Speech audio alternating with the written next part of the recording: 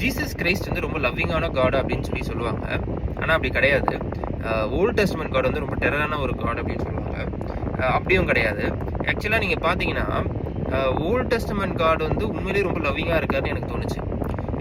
ஏன்னா நான் படிச்சுட்டு இருக்கும்போது பார்த்தீங்கன்னா ஜீசஸ் கிரைஸ்ட் வந்து வரும்பொழுது எல்லாருமே சிவிலைஸ்டான பீப்புள், எல்லாருமே டீசெண்டாக இருந்தாங்க ஓரளவுக்கு. ஆனால் அப்போ இருந்தவங்க எல்லாருமே காட்டு மிராண்டித்தனமாக பைத்தியக்காரத்தனமான விஷயங்கள்லாம் பண்ணிட்டு இருந்திருக்காங்க. இஸ்ரேலைட்ஸே உட்பட. இஸ்ரேலைட்ஸ் வந்து எவ்வளோ டார்ச்சர் கொடுத்துருக்காங்க அந்த காடுக்கு. அதாவது ஸ்லேவரியிலேருந்து காப்பாற்றி கூட்டிகிட்டு வந்ததுக்கப்புறம் கூட நாங்கள் திரும்பி போகிறோம், எங்களுக்கு வந்து சாப்பாடு இல்லை, நான்வெஜ் கிடைக்கல, நான்வெஜ் கொடுத்ததுக்கப்புறம் இது இல்லை அது இல்லைன்னு சொல்லிட்டு நசன்னு சொல்லிட்டே பண்ணிகிட்டே இருந்திருக்காங்க. அது எல்லாத்துக்கும் அவரும் வந்து இது பண்ணிகிட்டே இருந்திருக்காரு. அவர் இதில் என்ன பண்ணான விஷயம்னா கோவப்பட்டு நிறைய பயங்கரமான விஷயங்கள்லாம் சொல்கிறாரு. ஆனால் அதுக்கப்புறம் அதை செய்ய மாட்டுறாரு. நிறைய செய்கிறாரு. பட் வந்து கோவத்தில் சொல்கிற சில விஷயங்கள்லாம் மோசஸ் போயிட்டு மன்னிப்பு கேட்டோன்னா வந்து சரி பாவம் மன்னிச்சு விட்டுறாரு, அதிகமாக மன்னிச்சு விடுறாரு.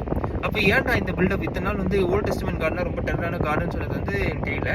அண்ட் தியாலாஜிக்கலி ரெண்டு பேருமே வந்து சேம் தான். ஐ மீன் ரெண்டு கடவுளுமே வந்து சேம் தான் அப்படின்னு தான் சொல்கிறாங்க. அதாவது வந்து இவர் டெரர் இவர் லவ்விங் அப்படிலாம் கிடையாது.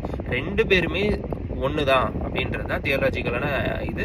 ஸோ உடனே சண்டைக்கு வந்துடாதீங்க. நன்றி, வணக்கம். நான் உங்கள் Richard Ashwin. Love you all.